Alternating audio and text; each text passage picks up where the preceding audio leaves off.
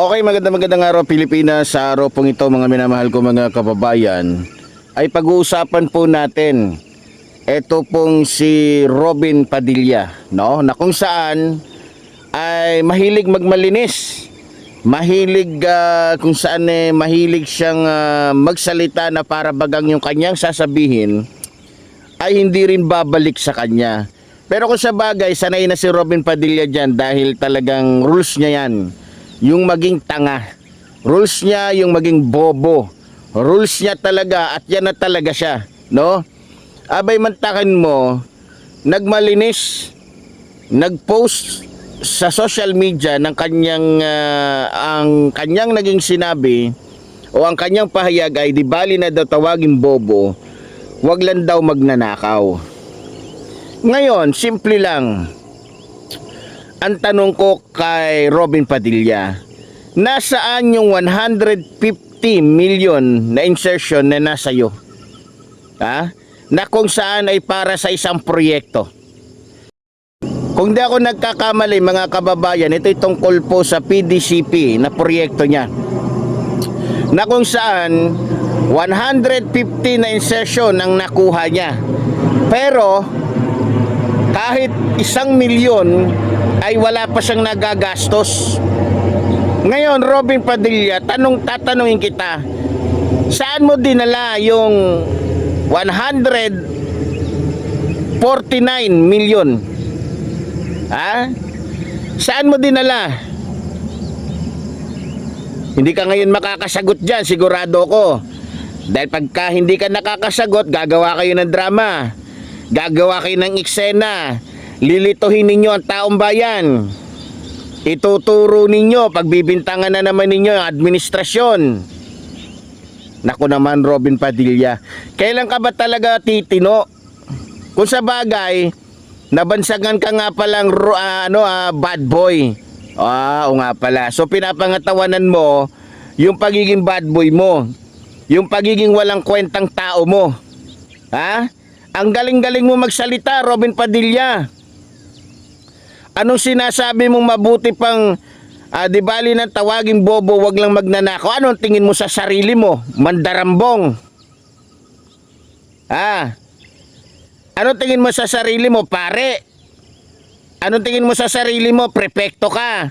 Anong tingin mo sa sarili mo, wala kang ginawang kasamaan? Sa katunayan kung kasamaan lang ang pag-uusapan mabibilang ka sa pinakakupal na masasamang tao sa mundong ito. Biro mo, para lang makagalaw ka, makaano ka ng mga babae, makapag-asawa ka ng marami, ginamit mo pa yung reliyong Islam.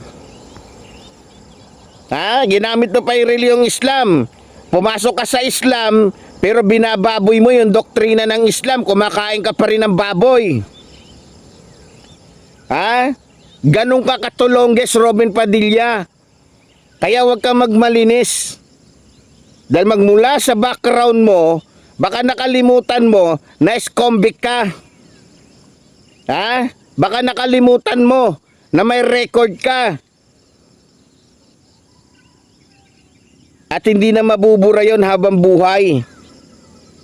Nagtataka nga ako dito, pinabubura niya sa Senado yung nangyaring sinigawan siya ni Pangilinan.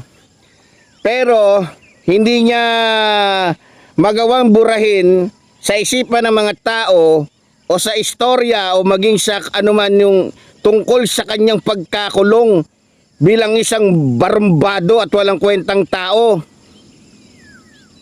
Ang yabang-yabang mo, kala mo naman may nagagawa ka. Lahat nga ng mga pinagsasabi mo sa Senado, puro walang kwenta Robin Padilla, palamunin ka nga lang ng taong bayan Nagagalit ka dahil tinatawag kang bobo. Sige, hindi ka na namin tatawagin bobo. Tukmol. Yan ang bagay sa'yo. Kung ayaw mo ng tukmol, inutil. Nagagalit ka, masyado kang maarte. Masigawan ka lang ng konti, galit-galit, nagagalit ka na. Naghahamon ka na agad ng suntukan. Palibasa kasi gunggong ka. Palibasa kasi wala kang natapos. Sa lahat ng mga senador dyan, ikaw yung pinakawalang kwenta. Anak ng teteng ka talaga. Sa totoo lang, Robin Padilla, panggulo ka lang dyan sa Senado. Wala ka namang ambag. Ngayon, tatanungin kita, kung talagang hindi ka magnanakaw, at bobo ka lang, Robin Padilla, ilabas mo yung 150 million na insertion na mismong si First Lady Lisa Araneta Marcos ang nagsiwalat nito. Ilabas mo kung hindi ka magnanakaw. Galing-galing mo, talagang manang-mana ka talaga sa amo mo. Magaling magpanggap na totoo, tapat sa mga Pilipino. Pero mas hudas pa kay Judas. Mas sinungaling pa kay Lucifer. Ha? Iisa talaga galawan ninyo ng amo mo, Robin Padilla. Paniniwalain ninyo ang taong bayan na matino kayo. Pero mas matino pa sa inyo yung basurero. Mas matino pa sa inyo yung mga ngalakal lang ng bakal at saka ng bote. Nasaan, Robin Padilla? Labas mo. Pakita mo sa amin yung nagawa mo. Walang yaka talaga. Iisang proyekto na nga lang yung gagawin mo. Hindi mo pa nagawa ng maayos. Ha? Kung sa bagay, hindi na ako magtataka mga kababayan. Kasi kaya nga naman pala pumasok ito, nagpumilit ito na maging senador, bagamat wala naman talagang alam to. Alam niya rin sa sarili niya, wala siyang maiaambag. Kaya nagpumilit na maging senador to dahil alam niya na triple o 10 doble ang kikitain niya kapag naging senador siya kaysa sa maging o mag-artista siya o gumanap siya sa isang pelikula. Ha? Tama ba ako, Robin Padilla? Na kaya ka nagpumilit na maging senador dahil ang talagang pakay mo ay magnakaw sa pera ng taong bayan. Tama ba, Robin Padilla?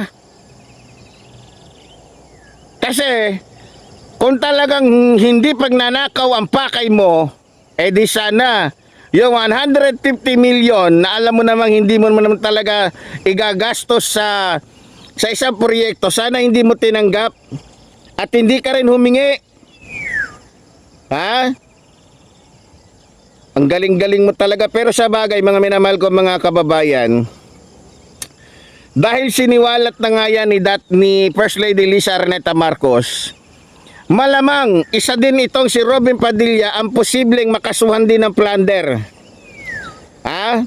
May posibilidad na itong si Robin Padilla ay makasuhan din ng plunder tulad ng nangyari dito kay Marcoleta kapag inimbestigahan yun tungkol sa 150 million na para sana sa isang proyekto na hindi niya ginastos at binulsa lang din niya. Ha? Robin Padilla, kung ako sa iyo, bago ka pa imbestigahan sa ombudsman, ibalik mo na yung 150 million. Nako, alalahanin mo, may kaso ka na rin sa ICC. Dahil pinatakas mo si Bato de la Rosa.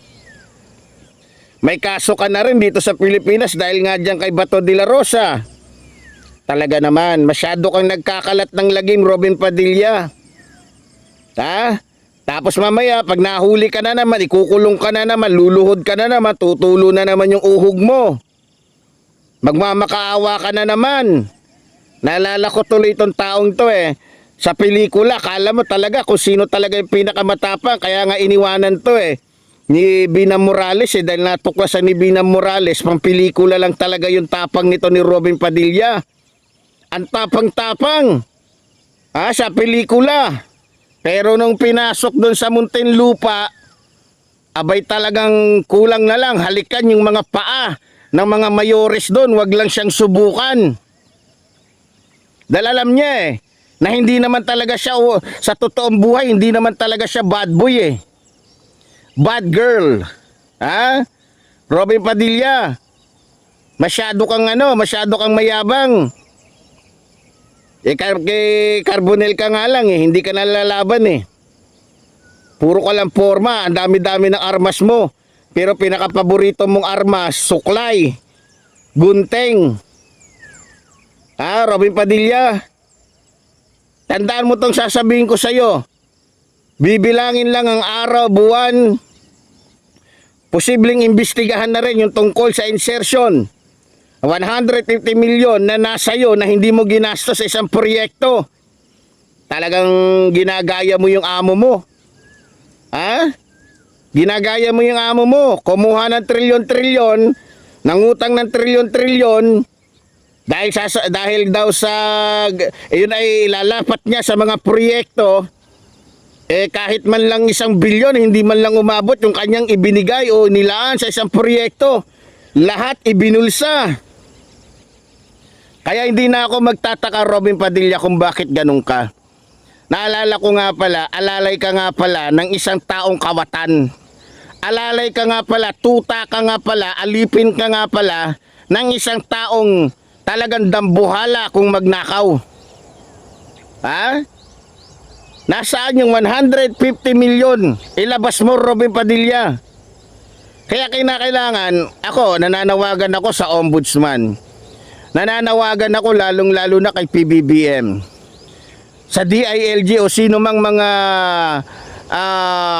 may kapangyarihan para imbestigahan itong si Robin Padilla tungkol sa 150 milyon na insertion para sa isang proyekto na hindi naman niya ginastusan, na napunta lang sa bulsa niya. Talaga, iisa diskarte ninyo, Robin Padilla. Pakunwari ka pa. Pasabi-sabi ka pa na, sa totoo lang, ako, nagtitiis ako sa inyo. Aba, ikaw pa yung may lakas ng loob magsabi nagtitiis ka para sa mga Pilipino? Baka kami ang nagtitiis sa kabobohan mo. Baka kami ang nagtitiis sa pagiging inutil mo. Parang gusto mo pang palabasin na ang taong bayan ang nagtulak sa'yo para maging senador ka. Hoy, Robin Padilla, tandaan mo.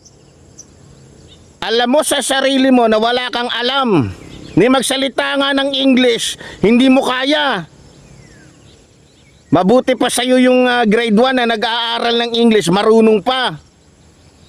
Pero ikaw, kayabangan lang ang alam mo. Kahambugan lang ang alam mo. Diyan ka magaling, Robin Padilla. Yung kinakain ng anak mo, yung ginagamit ng asawa mo, galing sa nakaw mo. Yung kotse na ginagamit mo, galing sa nakaw mo. Hindi na ako magtataka dahil yung amo mo, mandarambong din na katulad mo. Robin Padilla, masakit ba yung mga sinasabi ko? Masakit ba pakinggan ang katotohanan? Na isa kang mandarambong na nagtatago sa iyong mga matatamis na salita? Ang galing-galing mong magsalita, di bali ng bobo, hindi lang magnanakaw. Hindi ka nga magnanakaw, mandarambong ka naman. Hindi ka nga magnanakaw, sinungaling ka naman. Hindi ka nga magnanakaw, kawatan ka naman.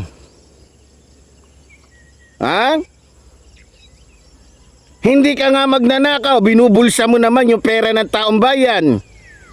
Ano pa rin ang tawag doon sa tingin mo, Robin Padilla? Anong tawag doon, Robin Padilla, kung matino ka? Hindi mo na naman masasagot yan. Natural, di niya sasagutin. Dahil malamang, pag sinagot niya yan, tatamaan siya sa sarili niyang sagot. Nasaan yung 150 milyon? Binigay mo sa asawa mo para magkaroon kayo ng maraming negosyo. Para kahit wala ka na, kahit hindi ka na iboto ng mga tao, dahil sa sobrang katangahan mo, at least may naibulsa ka na pwedeng bumuhay sa mga anak mo. Ang problema niyan, Robin Padilla, lalaki yung mga anak mo dyan sa asawa mo na artista din katulad mo, na magaling magdrama, mabubuhay kayo. Nagaling sa nakaw yung kinakain ninyo. Kung sa bagay, sanay na ito si Robin Padilla.